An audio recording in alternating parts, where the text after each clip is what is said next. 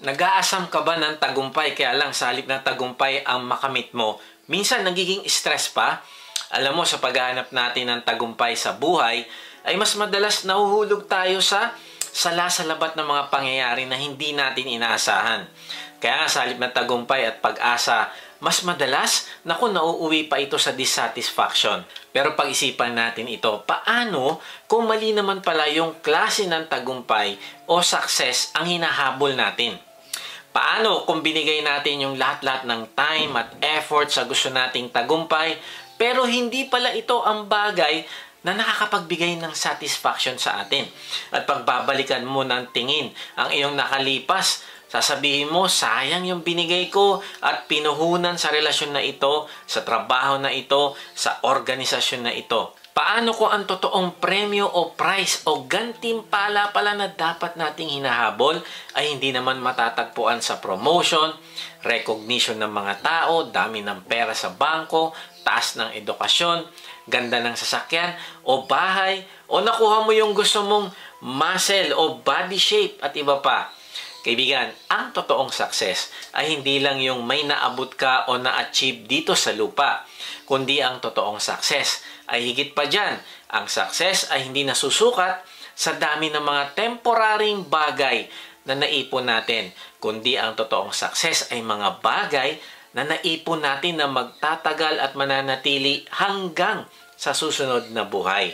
Sabi sa Bible, sandali lang ang buhay natin dito sa lupa. Sabi sa Awit 90:10, buhay namin umaabot ng 70 taong singkad. Minsan na may 80 kung kami malakas. Ayon sa talata, ang buhay natin ay pwedeng 70 hanggang 80 at kung lumampas ka, maring hanggang 100 siguro. Pinakamatagal na yan. Pero kaibigan, pagkatapos nito, sa susunod na buhay, yun ang walang katapusan. Hindi lang 1 million years, kundi wala ng katapusan. Kaya ang totoong success ay hindi yung mga naipon natin dito sa lupa, na hindi naman madadala sa langit, kundi ang mas mahalaga ay yung mga rewards o prize o gantimpala na ibibigay sa atin sa susunod na buhay. Kaya nga na-realize ko yung eternal prize pala dapat ang ating goal. Kasi ito ang magbibigay sa atin ng peace at joy sa buhay dito sa lupa at hanggang sa next life na rin. Alalahanin mo na ang buhay natin dito ay preparation lang para sa susunod na buhay. Maaring dati masigasig ka na hanapin ng Diyos, kilalanin siya, palaguin ang pagmamahal mo sa Kanya araw-araw, at sinisikap mo na maglingkod sa Kanya. Kaya lang, dumami ang iyong gawain sa trabaho o negosyo, o kaya meron kayong pinagdaanan na problema, kaya nanlamig ka sa Panginoon. Nawala ang focus mo sa Kanya. Nawala yung pananabik mo na makausap siya sa umaga. Nawala yung excitement mo na magpalago kasama ang kapatiran. O nawala yung pagpapahalaga mo sa Kanya paglinggo. Dati siya ang iyong priority, pero ngayon ay napalitan na ng ibang priority. Pag may iba kang gagawin, hindi ka magsisimba. Pero pag wala naman, o yun, pwede. Basta convenient, pwede. Kaibigan, mahal ka ng Diyos at nais niya na bumalik ka sa Kanya kasi maaring magtagumpay ka nga sa mga bagay na pinili mo. Pero kung hindi mo siya kasama dyan sa bagay na yan, ay hindi yan magiging pagpapala sa iyo balang araw. Lalo na sa susunod na buhay. Na-realize ko, sa dulo ng buhay natin ay ang pinakamasakit na pwedeng mangyari ay yung regret. Bakit di ko ginawa ito? Ano kaya ang naging buhay ko kung ang pinili kong daan ay ang daan na pinapatahak sa akin ng Diyos? Ano kaya ang magiging reward ko sa langit kung noon sana sumunod ako sa kalooban niya? Kaya kaibigan, nais ng Diyos na magkaroon tayo ng bagong mindset, bagong pananaw, na pagsikapan nating maging klase ng tao na nais niyang maging ayon sa pagkalikha at plano niya sa atin. Noong araw, nung hindi ko pa kilala ang Panginoong Yesus, ay ako ang nasusunod sa buhay ko. Hindi ko pinapansin kung kalooban ba ng Diyos ang ginagawa ko. Rebellious ako sa Diyos, mayabang, ma-pride, adulterer.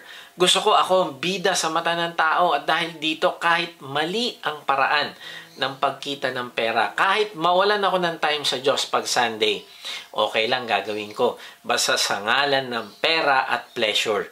Buti na lang sa biyaya ng Diyos ay inabot niya ako at nakilala ko siya. Bagamat hindi ako perfect, ay tinulungan niya ako magbago. Binigyan niya ako ng direksyon at purpose. Binigyan niya ako ng desire na ibigay ang buong buhay ko sa Kanya. Ang desire ko ngayon ay tapusin ang karera ng buhay na binigay niya sa akin at makamtan ko ang premyo na hinanda niya para sa akin. Para sa akin ay mas mahalaga na ngayon ang ginagawa ko para sa kaharian ng Diyos. Dahil ito ang merong eternal value sa susunod na buhay. At kung ginawa niya sa akin ito, kaibigan, gagawin niya rin ito para sa iyo. Isasali ka niya bilang manlalaro at bibigyan ka niya ng gantimpala. Alam mo, si Pablo ay nagsikap na makamtan din ang gantimpala. Sabi sa Philippians 3:14, tulad ng isang manlalaro, nagpapatuloy ako hanggang makamtan ko ang gantimpala na walang iba kundi ang pagtawag sa akin ng Diyos na makapamuhay sa langit sa pamamagitan ni Kristo Jesus. Pansinin natin, sabi ni Pablo ay nagpapatuloy. Ang ibig sabihin, hindi siya hihinto na parang atleta na hindi hihinto hanggat hindi nakukuha ang premyo. Kaya nga, para makuha natin ang premyo na hinanda sa atin ng Diyos, ay kailangan nating maging intentional sa paraan ng ating pamumuhay dito sa lupa. Tayo ay magtatapos na sa ating huling part ng ating serye na Be Intentional, Be Your Potential. Ang title ng message natin ngayon ay Press Toward the Heavenly Prize. Pag-uusapan natin ngayon kung paano tayo magpapatuloy na tumakbo upang makamtan natin ang reward o prize na hinanda sa atin ng Diyos. Magandang araw muli mga ka-WOTG. Salamat sa Diyos sa inyong pagsubaybay sa mga mensahe ng ating Diyos dito sa ating vlog na may bagong upload every Monday 6 p.m. Sa mga hindi pa nakakilala sa akin, ay ako po si Kuya Mike. Ang calling po sa akin ng Diyos ay magbahagi ng kanyang salita sa paraang mas madaling maiintindihan ng mga manonood. Salamat din pala sa mga bagong members ng ating online discipleship group. Kung gusto mo sumali sa discipleship group, mag-type ka lang ng join sa comment section. Sa mga gusto mag-lead naman ng online discipleship group, ay message nyo lang kami. Type nyo ang salitang lead at magre-reply kami para sa link ng registration. Meron nga pala tayong live worship service sa Up Live na ginaganap every Sunday 10 a.m. Pwede namin kayong ipanalangin dito pagkatapos ng service. Sa mga gustong sumamba, nakasama namin ay mag-type lang kayo ng worship at padadala namin kayo ng link.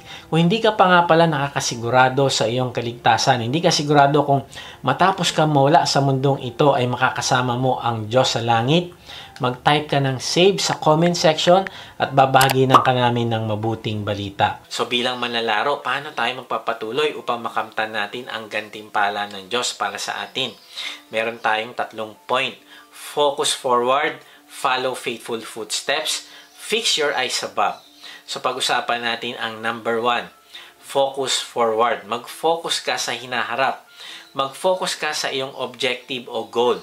Ang mata mo ay wag mo aalisin sa finish line. Doon ka lang titingin. Lord, alam ko, meron kang hinanda para sa pagkikita natin balang araw. Doon lang po ako titingin. Ang lahat ng gagawin ko ngayon ay naka-align at may kinalaman para sa kaharian mo. Gusto ko po makatapos sa takbuhin.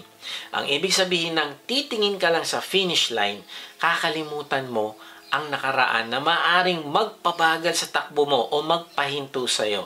Sabi ni Pablo sa Philippians 3:13, mga kapatid, hindi ko sinasabing naabot ko na ang ganap na buhay. Ngunit ang ginagawa ko ngayon, kinakalimutan ko na ang nakaraan at pinagsisikapan ko makamtan ang nasa hinaharap.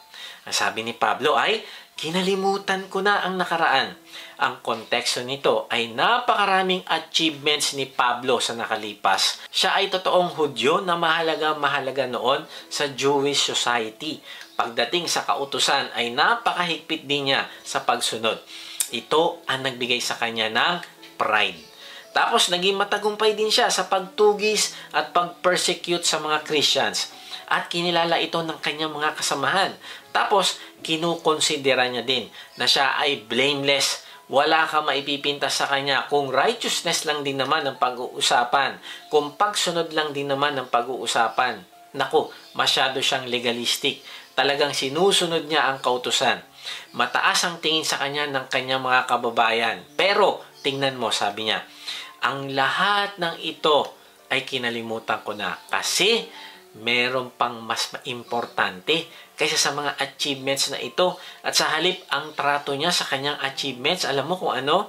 Basura. Philippians 3:7-8, subalit anumang mga bagay na kapakinabangan sa akin, ang mga iyon ay itinuturing kong kalugihan, alang-alang kay Kristo. Oo, sa katunayan, itinuturing kong kalugihan ang lahat ng bagay para sa napakadakilang pagkakilala kay Kristo Jesus na aking Panginoon. Dahil sa Kanya, tinanggap ko ang pagkalugi sa lahat ng bagay at itinuring kong dumi ang lahat ng mga ito. Makamtan ko lamang si Kristo.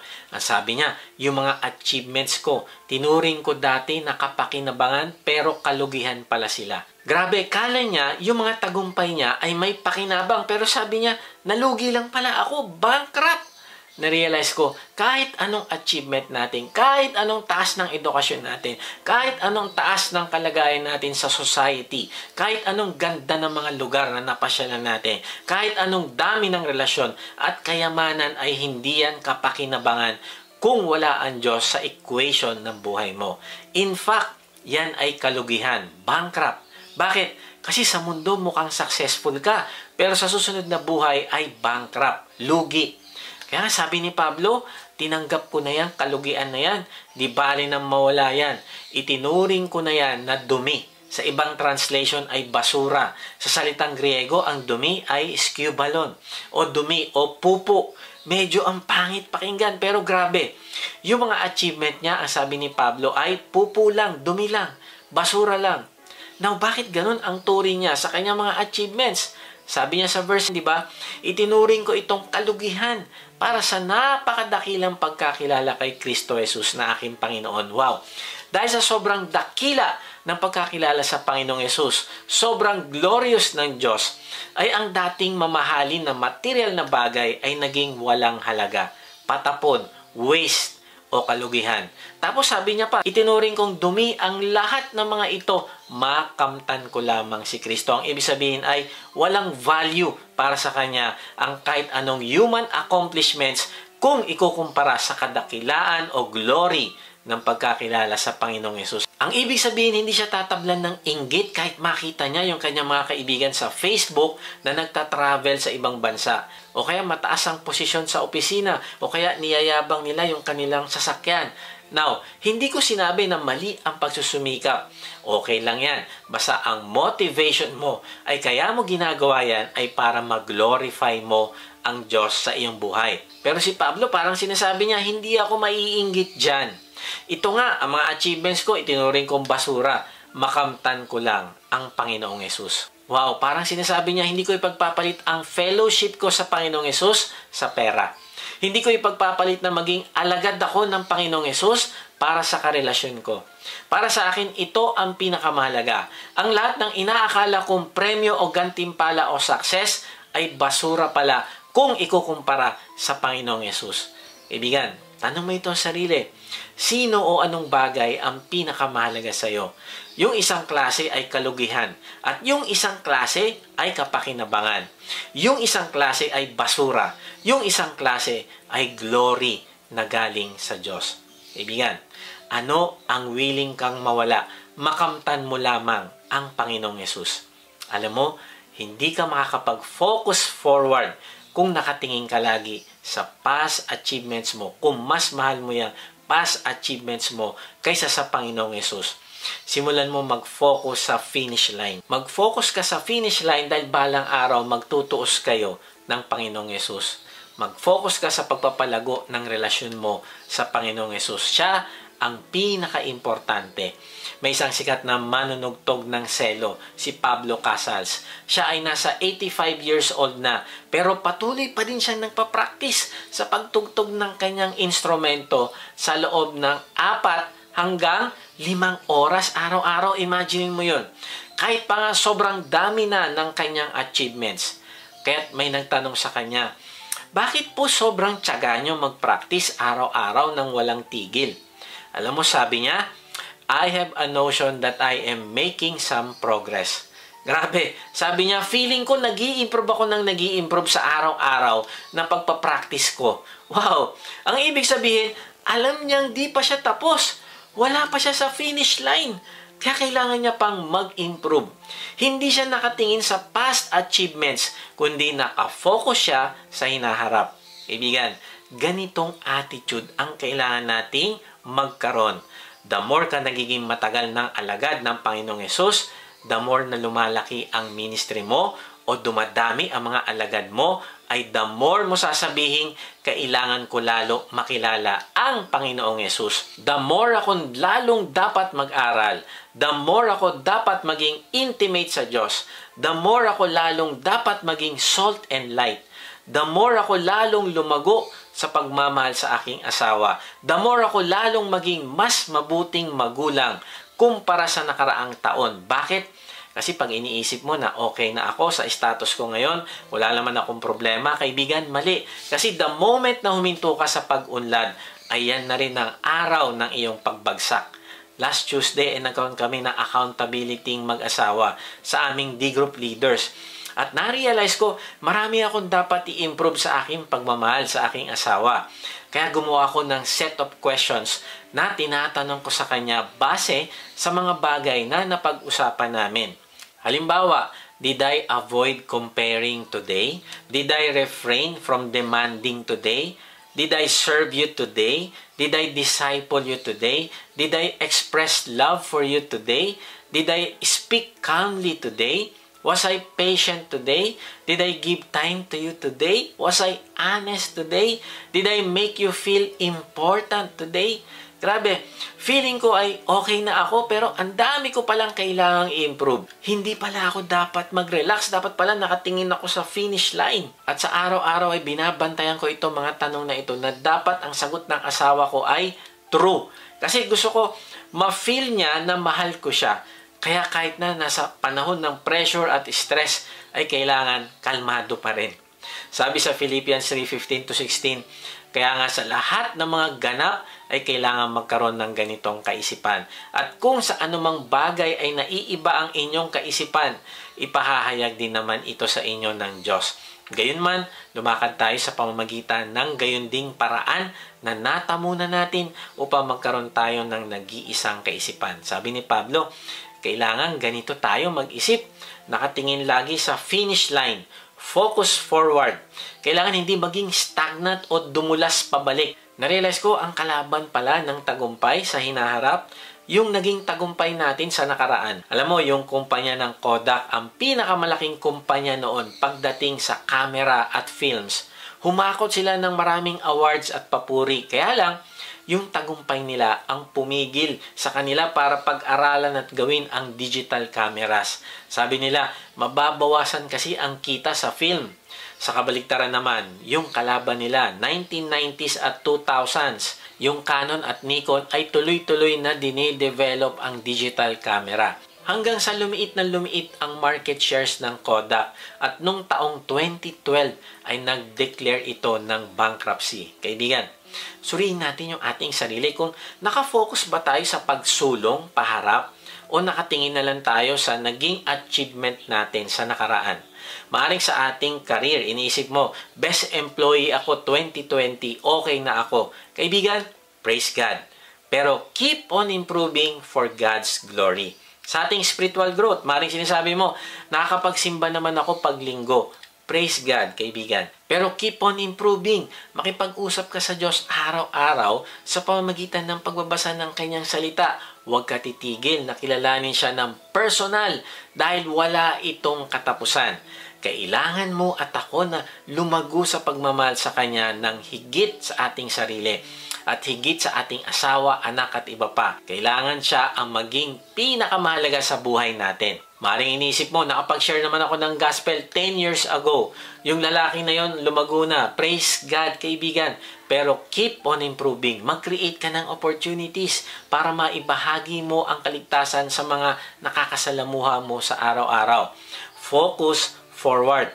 Si Brian Clay ay nangarap na manalo ng Olympic gold medal at nakamit niya ito noong 2008. Beijing Olympics. At kahit na napakalayo ng agwat niya sa mga kalaban niya, hindi siya nag-relax. Nung malapit na siya sa finish line, talagang todo bilis pa din yung takbo niya. Kahit ilang dipa na lang yung finish line. Now, tinanong siya, bakit ang layo-layo ng kalaban mo? Pero ikaw walang humpay sa pagtakbo ng mabilis kahit ang lapit-lapit mo na sa finish line. Di ka man lang nagpahinga o nag-relax.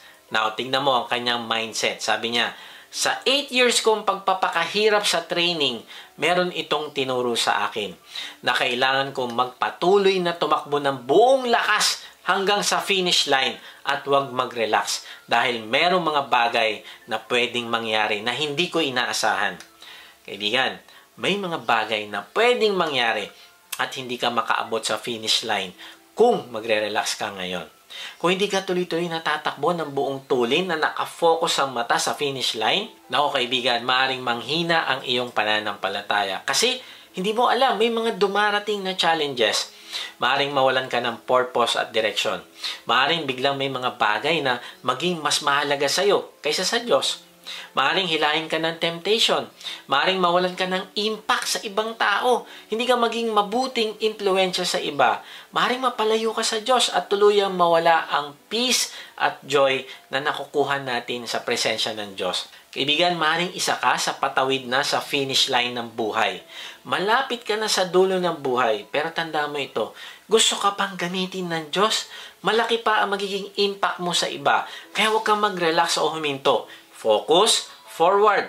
Ang nanay ko, 81 years old, pero tumatakbo pa ng buong tulin papunta sa finish line.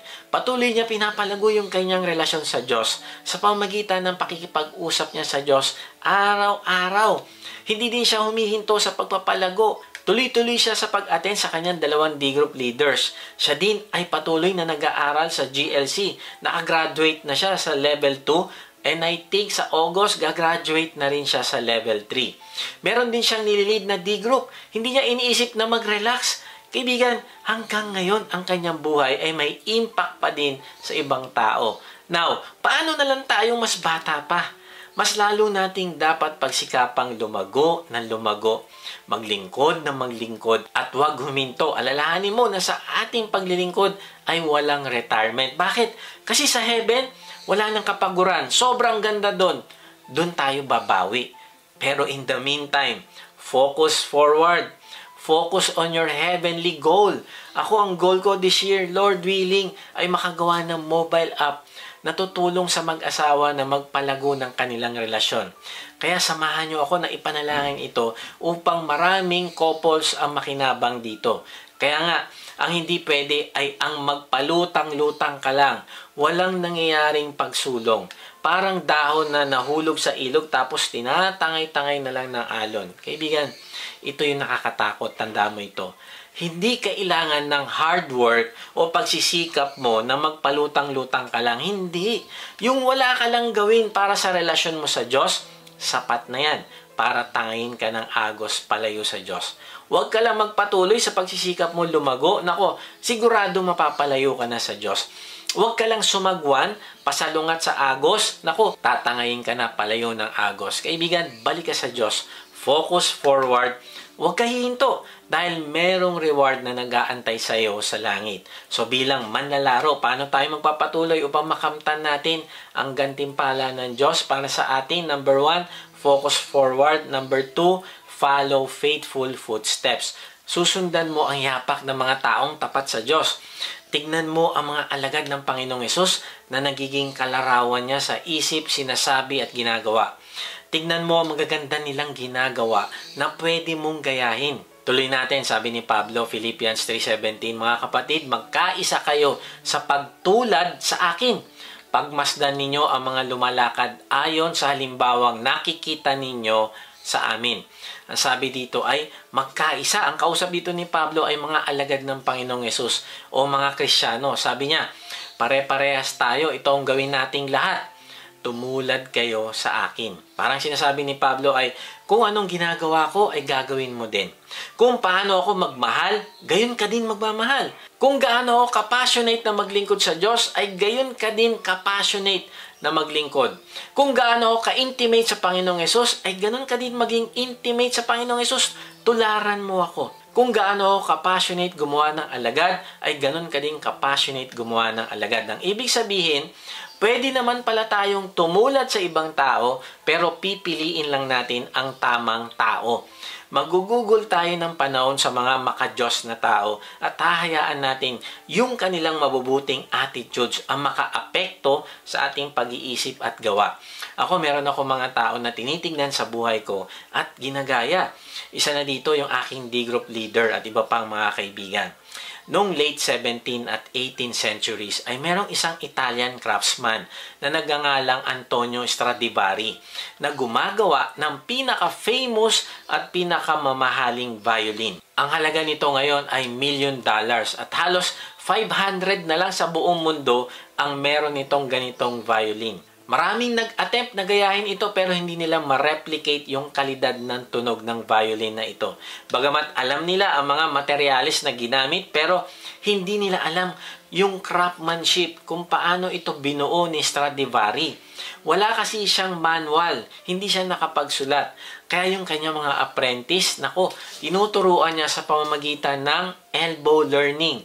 Ang ibig sabihin ay habang gumagawa si Stradivari ay nakatutok naman ang mga mata ng kanyang mga apprentice. Bawat galaw, bawat stroke, bawat style, bawat technique ay matamang tinitignan ng kanyang mga apprentice at ito ang kanilang ina-apply. Ang mga apprentice ni Stradivari ay hindi natuto sa pamamagitan ng libro, kundi sa pamamagitan ng close observation at modeling. Kaibigan, ganun din naman tayo matututo sa ibang mananampalataya. Hindi ito mangyayari lang sa pagbabasa mo ng libro, kundi mas matututo ka kung malapit ka sa mga taong makadiyos. Kaya nga importante ang discipleship group kasi nakikita mo at nalalaman kung paano lumalago ang iyong kapatiran. Nakikita mo kung paano sila nagre-respond sa kanilang asawa kapag may conflict. Nalalaman mo kung ano ginagawa ng iyong mga kasama para mas maging malapit sa Diyos. Nakikita mo ang priorities nila at iba pa. Ako, ang laki ng influence sa akin ng aking D-group leader. Ang dami kong in-apply na nakita ko sa kanya. Kaya kung hindi ka pa member ng discipleship group, mag-comment ka sa comment section, type mo join at bibigyan ka namin ng iyong D-group. Naalala ko, pinag-aralan sa Harvard University, ang pinakamabisang paraan daw para magbago ang isang tao. Yung naging resulta ay shocking para sa mga nag-aaral. Nag-e-expect kasi sila na kailangan ng matitinding technology at advanced instrument, pero nagkamali sila dahil ang nakatulong sa mga tao na magbago ayon sa pag-aaral nila, alam mo kung ano? Modeling. Kaya kaibigan, hindi mo lang pipiliin ang tamang tao, kundi kailangan mo ding maging alerto sa mga maling tao kasi baka ang modeling ng maling tao ang magaya mo. Sabi sa Philippians 3:18-19, ito ay sapagkat madalas kong sinasabi sa inyo at ngayon sasabihin ko sa inyo muli na may pagluha na marami ang lumalakad na sila ang mga kaaway ng krus ni Kristo. Ang kahihinatnan nila ay kapahamakan. Ang Diyos nila ay ang kanilang tiyan. Ang kanilang kaluwalhatian ay ang mga bagay na dapat nilang ikahiya. Ang kanilang kaisipan ay nakatuon sa mga bagay na panlupa. Nakita natin ang pagdadalamhati ni Pablo sa mga taong kaaway ng krus ni Kristo. Ang ibig sabihin ay sila ang tumatanggi na manampalataya sa Panginoong Yesus na nabuhay muli at hindi din sila nananampalatayang ang Panginoong Yesus ang tanging daan papuntang langit. Wala silang interes sa langit at ang pagnanasa lang nila ay ang kanilang laman. Kaya nga, mag-ingat tayo sa kanila. Umiwas tayo sa mga taong nagtuturo ng health and wealth, pero hindi naman ang Diyos ang nag-glorify sa buhay nila. May isang graduate student sa isang campus na palaging pumapasya sa kanilang eskwelahan para magbahagi ng mabuting balita. Isang araw ay may lumapit sa kanya na 2 estudyante na gustong magpa-disciple sa kanya. Tinanong niya yung isa, sabi niya, bakit gusto mong sumali sa discipleship? Kasi alam ko na ang university ay isang magandang lugar para matuto ako sa iba't ibang religion. Nagbabasa ako ng Buddhism, nagtatanong din ako sa isang kaibigan ko na Hindu, tapos nag-aaral din ako ng Islam, tapos gusto ko ding matuto ng Christianity. Sabi nung graduate student, sorry, hindi ko pwedeng sayangin ang oras ko sa'yo. Bakit? Kasi naglalaro ka lang. Marami akong ginagawa at wala akong panahon sa discussion ng iba't ibang religion. Tapos yung isa naman ang tinanong niya, ikaw, bakit ka nandito? Sabi ng estudyante, galing kasi kami sa pamilya na hindi naniniwala sa pagkabuhay na muli ni Kristo. Tapos hindi ko mapaniwalaan na Diyos din siya. Pero mabuti naman ang aming pamilya. Close naman kami lahat at nagwo-worship din kami at tumutulong sa komunidad. Pero gusto ko malaman kung anong meron kayong mga Kristiyano na wala ako. Medyo natahimik yung graduate student. Sabi nito, sige, watch me. Panoorin mo ako. Sabi ng batang estudyante, ha? Paano? Ganito yon, panoorin mo ako. Meron akong extra na kama sa bahay ko. Lumipat ka sa akin. Ako magbabayad ng pagkain mo. Pumasok ka sa klase mo, gawin mo kung anong ginagawa mo, pero panoorin mo ako. Panoorin mo ako kung anong ginagawa ko pag gising. Panoorin mo ako kung paano ako nakikipag-interact sa mga tao. Panoorin mo ako kung ano ang nagmo-motivate sa akin. Para saan ako nabubuhay. Ano ang mga pinagdanasaan ko. Tapos sabihin mo sa akin, pagtapos ng semester mo, kung anong kaibahan ng buhay ko sa inyo. Hindi naman natuloy yung paglipat ng estudyante, pero linggo-linggo ay nagmi-meet pa rin sila para mag-aral. At pinagmasdan talaga maigi ng estudyante yung kanyang leader. At hindi nagtagal, alam mo itong estudyante na ito, naging medical missionary. Kaibigan, kung ikaw ay pastor, leader sa tahanan o sa isang ministry o discipleship group, paano ka nagiging modelo sa mga taong pinapangunahan mo? May nagsabi na tayo daw na mga mas mature sa Panginoon ay humanap daw tayo dapat na mas nakakabata sa atin. At sabihin natin sa kanila na panoorin mo ako. Sabihin daw natin sa kanila, panoorin mo ako kung paano kami mag-family devotion. Panoorin mo kami kung paano kami nagdi-D group. Sumama ka at ituturo ko sa iyo ang biblical foundation upang matutunan mo kung ano ang faith ng Christianity. Panoorin mo ako at tuturuan kita kung paano manalangin. Panoorin mo ako para matuto kang magbahagi ng kaligtasan. Panoorin mo ako kung paano ka maging Christian husband, maging Christian father or wife or mother. Tapos sa dulo ng buhay ng mentor na yon, sasabihin niya, panoorin mo ako kung paano ako mamatay. Kaibigan, sino ang mga taong ginagawa mong alagad?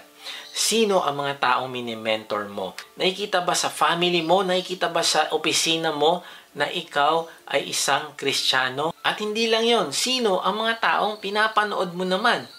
Kaya kaibigan, kung gusto mong maging isang taong tinawag ng Diyos at maging Christ-like, focus forward. At pangalawa, follow faithful footsteps. And then lastly, fix your eyes above. Ilagay mong iyong paningin sa taas. Tumingin ka sa langit na iyong totoong tahanan. Sabi sa Filipos 3:20, subalit sa kabilang dako tayo ay mga mamamayan ng langit.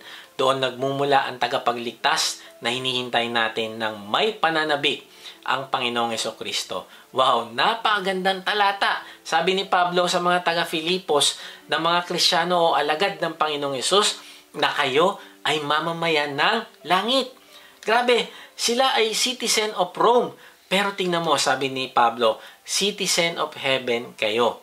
Ang ibig sabihin ay alien kayo na naninirahan ng panandalian lang sa mundong ito. Balang araw, babalik ang Panginoong Yesus na nagmumula sa langit at dadaling kayo sa kanyang kaharian. Wow, ang ibig sabihin, tayo pala ng mga alagad ng Panginoong Yesus ay hindi dapat ma-inlove sa ino-offer ng mundong ito. Hindi tayo dapat maging attached sa mundong ito dahil dadaan lang tayo ng 80 years o 100 years dito sa lupa at pagtapos nun, uuwi na tayo sa langit na tahanan natin. May pagkakataon marahil na nadidepress ka sa buhay, nadidiscourage ka sumunod sa Diyos, pero kaibigan, tingin ka sa langit. Andun ang iyong tahanan. At ang katunayan na excited ka talaga umuwi sa iyong Ama sa langit ay ang iyong buhay dito sa lupa ay binabago mo na ayon sa iyong citizenship. Na ang iniisip at ginagawa mo dito sa lupa ay ang mga iniisip, ginagawa at pinaplano doon sa langit. Then sabi sa susunod na talata, verse 21, sa pamamagitan ng kapangyarihang ginamit niya sa pagpapasuko sa lahat ng bagay, ang ating katawang lupa na may kahinaan ay babaguhin niya upang maging maluwalhating tulad ng kanyang katawan. Grabe, double wow. Bakit? Kasi hindi lang tayo citizen sa langit, kundi tingnan mo, sabi sa talata, ay ang katawang lupa natin na may kahinaan, namamatay, nagkakasakit, may limitasyon. Ay ano daw ang gagawin ng Panginoong Yesus? Babaguhin niya na maging maluwalhati.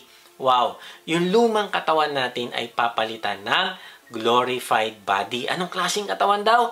Ang sabi dyan ay tulad ng katawan ng Panginoong Hesus. Mababasa natin sa Bible na nung siya ay nabuhay muli, nagkaroon siya ng maluwalhating katawan na nakakalusot sa dingding. At yung ganong klaseng katawan ng ibibigay sa atin. Wala nang sakit, wala nang kapaguran, wala nang pagkulubot ng balat, wala nang arthritis, high blood at iba pa. Grabe, ganito ang glorified body. At bakit tayo bibigyan nito sa ating pagkabuhay na muli? Upang mag-glorify din naman natin ang Panginoong Yesus. Ewan ko sa iyo, kaibigan, pero para sa akin, sobrang nakaka-excite ang pagbabalik ng Panginoong Yesus. Pero habang wala yon, ay simulan mong mamuhay ng ayon sa iyong citizenship. Si Wilfredo Garza, naniraan siya sa United States as illegal immigrant sa loob ng 35 years. 4 na beses siyang nahuli ng border patrol at pinapabalik sa Mexico. Pero walang nakakapigil sa kanya na sumubok hanggang sa nilangoy na niya ang ilog ng Rio Grande para lang makapunta sa United States. Hanggang isang araw, malakas ang loob ni Wilfredo na pumunta sa immigration officer kasi napag-alaman niya na ang kanyang tatay ay ipinanak pala sa Texas at nagtrabaho doon at siya pala ay US citizen din. Grabe, for 35 years, meron pala siyang papeles, birth certificate ng tatay niya at records ng pinagtatrabahuhan nito na nagpapatunay na ang tatay niya at siya din ay US citizen. Pero namuhay siya ng mahabang panahon ng may takot, kahihiyan at guilt. Pero ngayon, hindi na siya kailangan matakot. Hindi na siya kailangan magpalusot sa border. Kundi ngayon, siya ay makakadaan na sa harap, sa main gate. Now, kaibigan, nakakalungkot. Kasi maraming alagad ng Panginoong Yesus ang namumuhay sa takot at guilt dahil hindi nila alam na sila ay citizen ng heaven. Marami ding nawalan ng motivation na maglingkod kasi hindi sila sure na sila ay citizen of heaven. O kaya ang iniisip nila para ka maging citizen of heaven, kailangan gawin mo to, gawin mo yan, maraming good works. Sila ang mga sumusuko. Ibigan, magbabago ang buhay mo kung magsisimula ka ngayong yakapin ang katotohanan na ikaw ay pinatawad na at nilinis upang makabilang sa langit nung ikaw ay nanampalataya sa Panginoong Yesus. May kinuwento si Philip Yancey patungkol kay Rabbi Joseph Schneerson. Siya ay nabuhay noon at naglingkod noong kapanahunan ng Russian Communism. Kinulong at inusig siya dahil sa kanyang pananampalataya. Isang umaga ng taong 1927, habang nananalangin siya sa Leningrad Synagogue, ay merong pulis na umaresto sa kanya at dinala siya sa presinto. Pinipilit siyang isuko na niya ang kanyang paniniwala, pero hindi siya pumayag. Nagalit yung nag-i-interrogate sa kanya at naglabas ito ng baril at tinutok sa kanyang ulo. Sabi ng pulis, alam mo itong maliit kong laruan, marami na itong pinagbago ng desisyon. Alam mo, sabi ni Schneerson, yung maliit mong laruan ay ang kaya lang naman niyang takutin ay ang mga taong merong maraming Diyos-Diyosan at nag-iisang mundo. Pero dahil meron akong nag-iisang Diyos at dalawang mundo, hindi ako mai-impress sa maliit mong laruan. Grabe no, ang tapang ni Schneerson. Bakit? Kasi alam niya, dalawa ang mundo niya. Isang temporaryong mundo at isang mundo na walang hanggan. Alam niya na ang citizenship niya ay nasa langit. Kung mamamatay man siya, lilipat lang siya sa kanyang totoong tahanan sa langit. Kaya kaibigan, bilang citizen ng langit, wala tayong dapat katakutan dito sa mundong ito. Hindi na tayo dapat namumuhay sa takot. Sa halip ay magpatuloy tayo na tuparin ang panawagan sa atin ng Diyos na isulong ang kanyang kaharian. Kaya nga kung gusto mong matupad ang iyong potential, kaibigan, na hinanda sa iyo ng Diyos, ay press toward the heavenly prize. Fix your eyes above. May isang babae na nag-request na sa kanyang kabaong daw ay ilagay sa kamay niya ang isang tinidor. Na-diagnose kasi siya ng isang malalang karamdaman at binigyan na lang ng 3 months ng doktor para mabuhay. At habang inaayos na niya ang kanyang sambahayan para sa nalalapit niyang kamatayan, ay pinatawag niya isang pastor upang mapag-usapan ang kanyang mga huling habilin. Sinabi niya kung anong gusto niyang kanta sa kanyang funeral, anong verse ang babasahin, anong outfit ang isusuot niya. At nung paalis na ang pastor, ay may pahabol pa ang babae. Sabi niya, "Pastor, meron pa pala akong naalala. Ito yung pinaka-importante. Gusto ko na pag nilibing ako ay may hawak akong tinidor."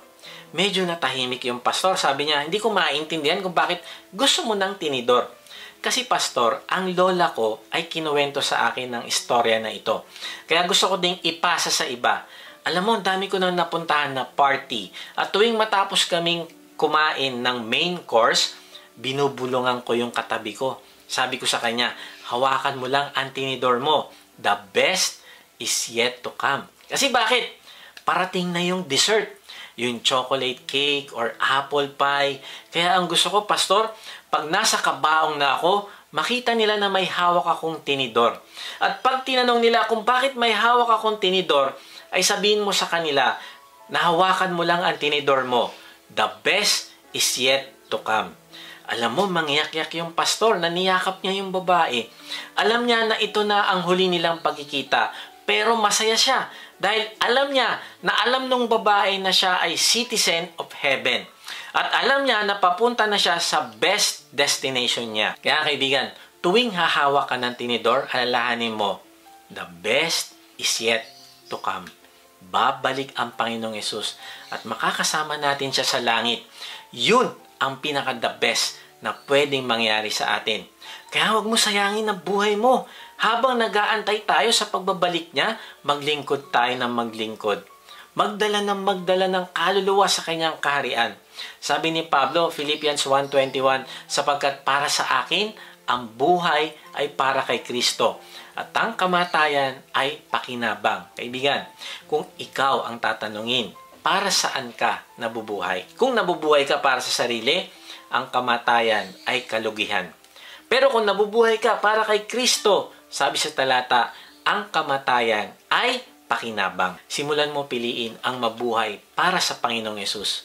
Marahil gusto mo na ding ibigay ang buhay mo sa Panginoong Hesus. Kaibigan, manampalataya ka sa Panginoong Hesus na siya ang nagbayad ng iyong kasalanan sa krus at ikaw ay lilinisin, patatawarin at bibigyan ng buhay na walang hanggan. Magiging citizen ka sa langit. Kahit nasan ka ngayon, ay ipahayag mo ang pananampalataya mo sa Panginoong Hesus sa pamamagitan ng panalangin. Sabihin mo sa Kanya, Panginoong Hesus, inaamin ko na ako po ay makasalanan. Patawarin mo po ako. Nananampalataya po ako na ikaw ang nagbayad ng aking kasalanan sa krus. Ngayon nga ay binubuksan ko na ang aking puso. Pumasok ka at manahan sa akin. Tinatanggap kita bilang aking Panginoon at tagapagligtas. Simula ngayon ay tatalikdan ko na po ang aking kasalanan. Tulungan mo po akong mamuhay para sa iyo. Amen. Kung sumabay ka sa panalangin natin bilang pananampalataya at pagtanggap mo sa Panginoong Hesus, ay mag-iwan ka sa comment section ng salitang accept para makilala ka namin at masama sa aming panalangin para sa iyong paglagong spiritual. Kung na-bless ka naman sa message na ito, ay inaanya kitang mag-subscribe sa aking YouTube channel upang ma-notify ka pag may bago na kaming video. Ibahagi mo din ang mensahe na ito sa iba ng mga nanghihina, nangangamba sa buhay at nasa kabigatian upang ma-encourage sila na lumapit sa Diyos na nagmamahal sa atin. Kung gusto mo namang mas makilala pa ang Diyos, sumama ka lang sa aming online discipleship group. Type mo lang ang salitang join sa comment section. Kung napapanood mo naman ito sa Facebook, ay click mo lang yung send message at type mo doon ang salitang join. At may magre-reply sa iyo para sa link ng registration form. Salamat nga pala sa mga regularly na nagsusupport sa ating ministry. At kung gusto mong maging partner sa ministry na ito, na magamit ka ng Diyos sa pagpapalaganap pa ng kanyang salita at pagtulong sa mga nangangailangan, ay inaanya kita mag-support financially sa ating gawain. Meron tayong link ng donation page sa baba ng description. Pag hindi nyo nakita ang link, ay mag-type lang kayo ng partner sa comment section at papadala namin kayo ng link. Sa ating pagtatapos ay iwan ko ito sa inyo. May nagsabi, if Jesus is not the prize, then we are running the wrong race. Kaibigan, ang totoong pinakadakilang gantimpala o premyo na matatanggap natin sa langit ay ang Panginoong Hesus mismo. Kaya kung ngayon ay hindi ka na-delight sa Kanya ay paano mo sasabihin gusto mo pumunta sa langit? Kaibigan, simulan mong maging intentional na abutin ang gantimpala sa langit. Mamuhay ka bilang isang citizen ng heaven. Paano? Una, focus forward.